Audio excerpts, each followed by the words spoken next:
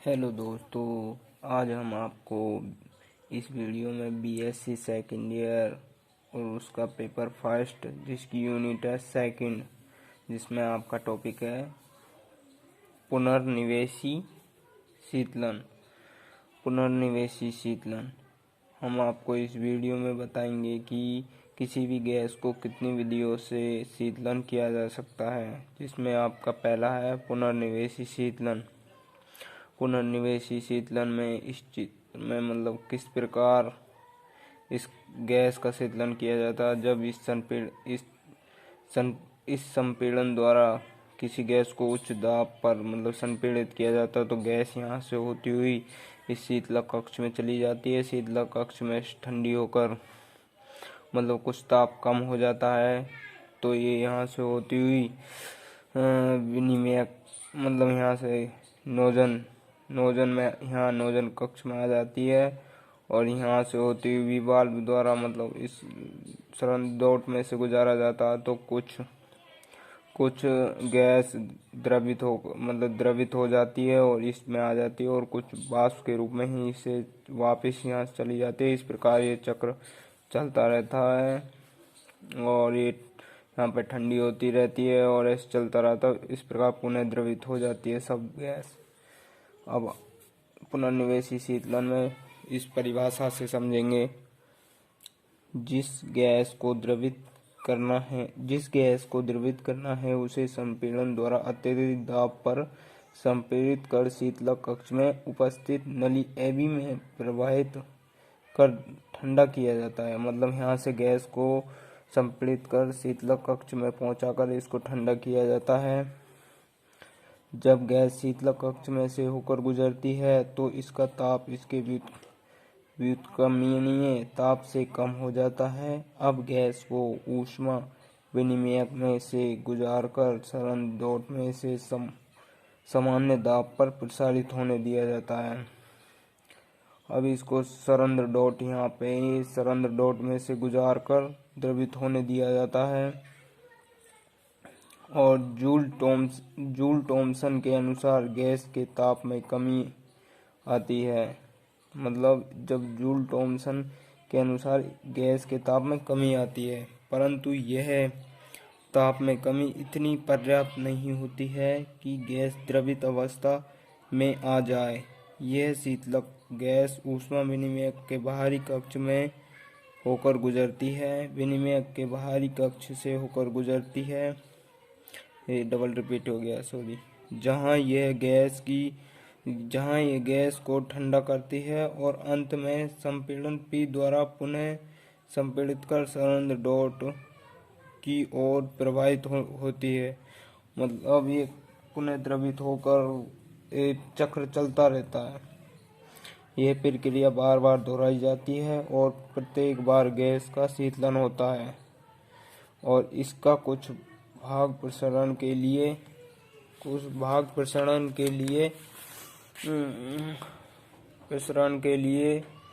आने वाली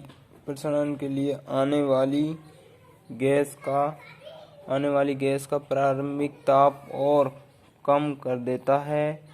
अंततः गैस का ताप इतना कम हो जाता है कि गैस द्रव अवस्था में आ जाए। द्रव गैस को वाल्व बी द्वारा ड्यूआर फ्लास्क में से एकत्रित कर लिया जाता है। अब है इसकी दक्षता। माना सरंध्र डॉट में से प्रसरण से पहले एकांक द्रव्यमान के गैस की एंथैल्पी HI है। सरंध्र डॉट में से प्रसरण से पहले एकांक द्रव्यमान की गैस की एंथैल्पी क्या है, HI, और सरंध्र डॉट में से गुजरने के पश्चात इसका X भाग द्रवावस्था में परिवर्तित हो जाता है, जिसकी एंथैल्पी HI। और जब से जो शेष भाग बचता है उसको शेष भाग 1 - X पुनः शीतलन के दोबारा वो शीतलन चक्र चलाया जाता है, तो पुनः शीतलन के लिए ऊष्मा विनिमयक में चला जाता है, जिसकी एंथैल्पी HF है। पुनर्निवेशी शीतलन जूल थॉमसन प्रभाव पर आधारित है। ये पुनर्निवेशी शीतलन किस पर आधारित है? जूल थॉमसन प्रभाव पर आधारित है। इसलिए जूल थॉमसन प्रसार में एंथैल्पी नियत रहती है। इसलिए क्या नियत रहती है? जूल थॉमसन प्रसार में एंथैल्पी नियत रहती है। अतः एच आई बराबर क्या होगा? H x into H I plus 1 minus H F into H F. H I बराबर एक्स एच आई प्लस इसको अंदर मल्टीप्लाई करेंगे तो H F minus x H F. तो एक्स तो मतलब यहाँ पे एक्स दोनों में कॉमन है तो एक्स बाहर ले लेंगे तो एच एफ माइनस एच आई बराबर, और एच आई इधर जाएगा तो माइनस में एच आई, तो एक्स और इसको ऊपर मतलब इसके भाग में चला जाएगा तो H F minus H I बट्टे H F minus H I. अब है रुद्रोष प्रसार द्वारा शीतलन। दूसरा है, पहला था पुनर्निवेशी शीतलन और दूसरा है रुद्रोष प्रसार द्वारा शीतलन। अब रुद्रोष प्रसार द्वारा शीतलन किस प्रकार किया जाता है इस वीडियो में हम समझेंगे।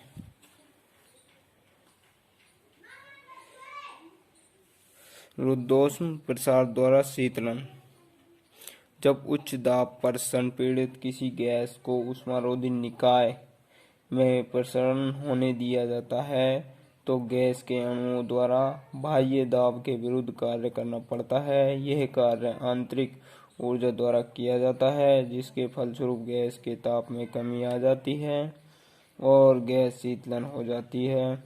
इस प्रकार की प्रक्रिया को क्या कहते हैं? रुद्रोष प्रसार शीतलन कहते हैं। अब एग्जाम्पल माना सामान्य ताप 300 केल्विन ताप पर CO2 गैस को किसी ऊष्मारोधी पात्र में 150 वायुमंडलीय दाब पर संपीड़ित कर और अचानक 1 एटीएम दाब पर प्रसार होने दिया जाता है। ये क्वेश्चन है, मतलब वो एग्जाम्पल है। तो रुद्रोष प्रसार में अवस्था समीकरण से पीवी गामा बराबर के होता है और आदर्श गैस समीकरण क्या होती है? पीवी बराबर nRT। तो n एक मोल है, उससे 1 से RT को गुणा करेंगे तो RT आएगा। तो V बराबर RT अपॉन P। तो P बराबर RT, V की जगह यहाँ V की जगह RT अपॉन P रखेंगे तो गामा ऊपर है, गामा घात में तो घात लगा देंगे बराबर के। तो P 1 माइनस गामा और R गामा RT गामा बराबर के, मतलब इसका अंदर गुना करेंगे तो ये P है, एक P या ऊपर जाएगा तो माइनस गामा हो, गामा घात लगेगी और यहाँ P है तो 1 माइनस गामा, तो P 1 माइनस गामा RT और बराबर के, और R गामा को नीचे भेज देंगे, ये नियतांक है, या P 1 माइनस गामा बट्टे गामा बराबर T, ये भी नियतांक है। तो PF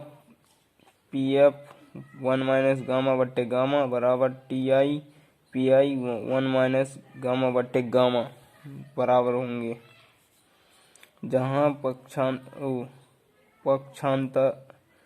पदाक्षर F व I अंतिम व प्रारंभिक अवस्थाओं को व्यक्त करते हैं। ये किसको व्यक्त करते हैं? अंतिम व प्रारंभिक अवस्थाओं को। तो TF बराबर क्या होगा? TI मतलब इसकी जगह यहाँ पर रखेंगे, ये कहाँ गया। तो TF बराबर PI बट्टे PF 1 माइनस गामा बट्टे गामा, ये इसकी जगह है ये। तो TF ये PI इधर चला गया, सही है। तो CO2 गैस के लिए क्या दे रखा है? गामा बराबर 1.3, गामा बराबर मतलब CO2 गैस के लिए गामा बराबर 1.3 और PI बराबर 150 एटीएम दे रखा है और PF बराबर 1 एटीएम दे रखा है। और Ti कितना दे रखा 300 केल्विन।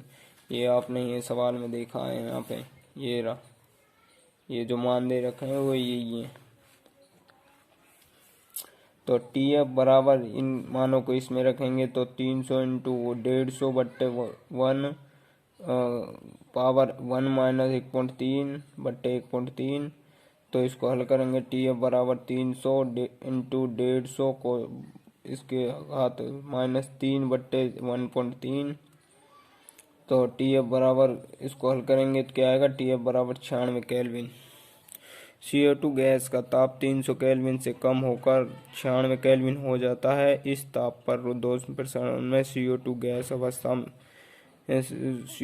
गैस अवस्था में आ जाती है। इसे शुष्क बर्फ भी कहते हैं। इसे क्या कहते हैं, शुष्क बर्फ भी कहते हैं।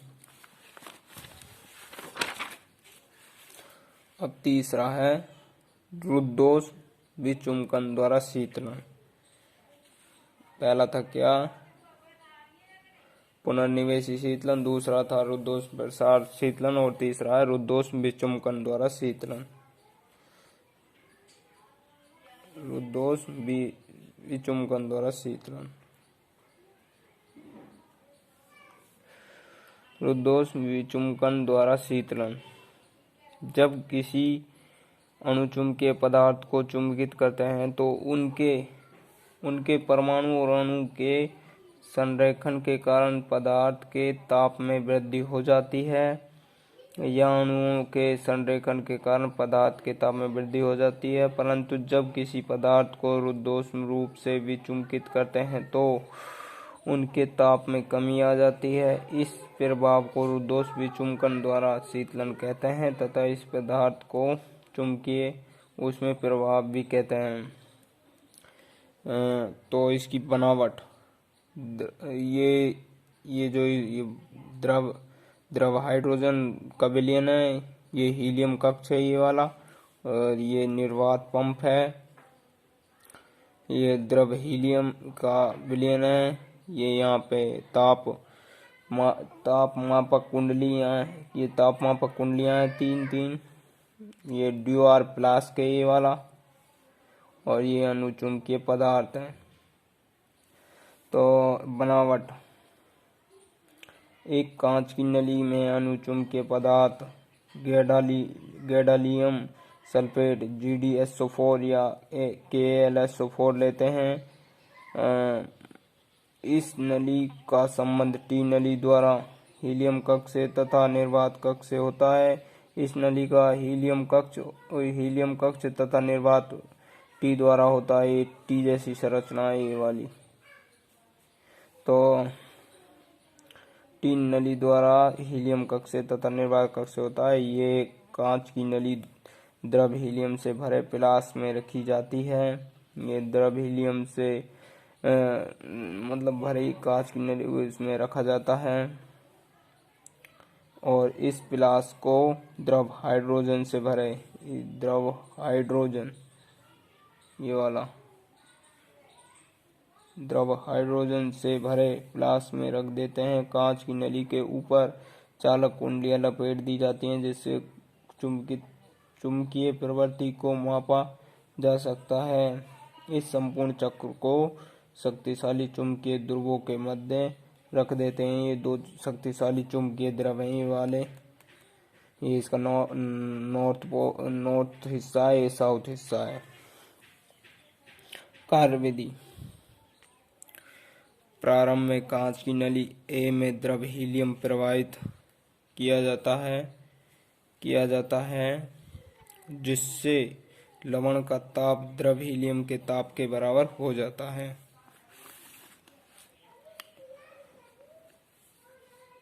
अब लवण को शक्तिशाली चुंबकीय ध्रुवों के द्वारा चुंबकित करते हैं। चुंबकन करने पर लवण के ताप में वृद्धि हो जाती है, मतलब चुंबकित करने पर लवण के ताप में वृद्धि हो जाती है और नली का A में कुछ द्रव हीलियम उत्सर्जित ऊष्मा को ग्रहण कर गैस में बदल जाती है। निर्वात पंप द्वारा हीलियम गैस व द्रव दोनों को बाहर निकाल नली का A में वापस से निर्वात उत्पन्न कर देते हैं।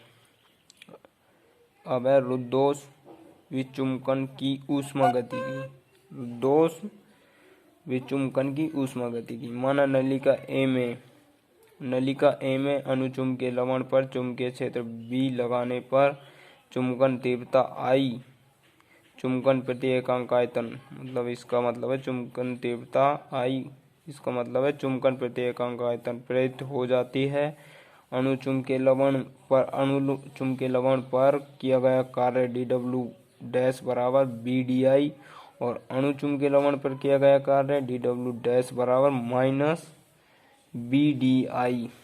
तो ऊष्मागति का प्रथम नियम क्या कहता है? dQ बराबर du प्लस dW और du माइनस और dW का मान क्या है? Minus BDI।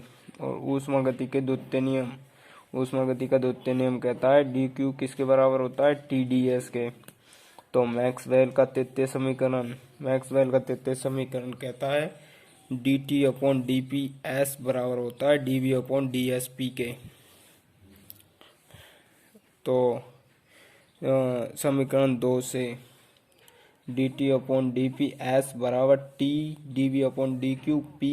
समीकरण 3, जिस प्रकार एक सामान्य ऊष्मागतिकी निकाय के व्यवहार को P, V, T व S चरों द्वारा व्यक्त करते हैं, उसी प्रकार चुंबकीय निकाय को माइनस B, I, T व S से निरूपित करते हैं।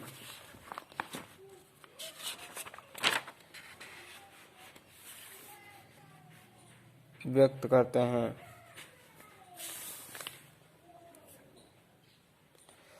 समीकरण 3 से P को किससे डिनोट करेंगे? माइनस B से, और V को I से प्रतिस्थापित करने पर, मतलब इनको प्रतिस्थापन करने पर, तो dt अपॉन dV S बराबर minus T di upon dQB। तो बराबर माइनस T, इसमें दोनों ऊपर व नीचे dt का गुणा भाग करने पर, तो मतलब इसको इससे काट देंगे तो ये मतलब यही आएगा, इससे कोई फर्क नहीं पड़ेगा। तो B minus T di upon dt dot dt upon dV B। तो dt अपॉन dV S बराबर क्या होगा? Minus T di upon dt B upon dQ upon dt B। मतलब इसने इसको नीचे ले लिया, इसके नीचे, तो इसके नीचे लेंगे तो ये dQ ऊपर चला जाएगा, dt नीचे आ जाएगा। इसके नीचे लेंगे तो इसे भाग में। तो नियत चुंबकीय क्षेत्र स्थिर पदार्थ की विशिष्ट ऊष्मा यानी एकांक द्रव्यमान के लिए Cb है। तो एकांक आयतन के लिए dQ अपॉन dt B बराबर क्या होगा? dCB। समीकरण 5। और घनत्व क्या होता है? D बराबर M अपॉन B। अब dt अपॉन dV S बराबर minus T di upon dt, और इसकी जगह क्या रख देंगे? dCB। dQ अपॉन dV की जगह dCB। अनुचुंबकीय पदार्थ के लिए क्यूरी के नियम से, क्यूरी का नियम क्या कहता है? C समानुपाती किसके होता है? T के। तो X बराबर क्या होगा? C अपॉन T, जहाँ C नियतांक है, और X बराबर I अपॉन H, और X बराबर म्यू 0 I अपॉन B, चूँकि B बराबर म्यू 0 H होता है। स्थिर चुंबकीय क्षेत्र पर समीकरण 7 का T के सापेक्ष अवकलन करने पर, मतलब म्यू 0 I B बराबर C अपॉन T बराबर I बराबर CB म्यू 0 T, ये समीकरण।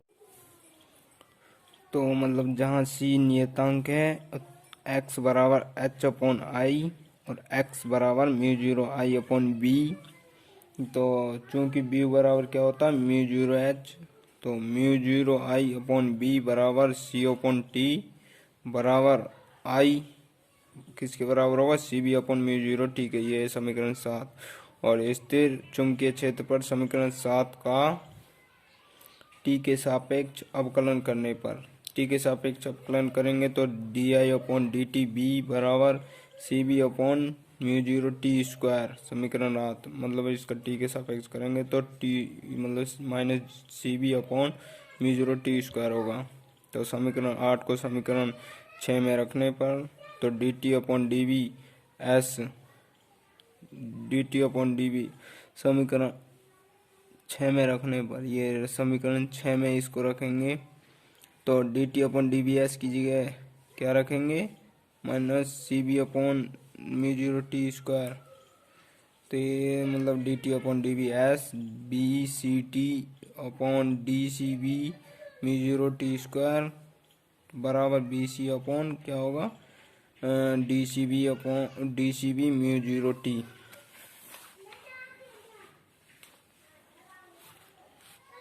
और माना ए बराबर क्या माना, C upon D mu zero D T upon D B S बराबर A B upon C B T.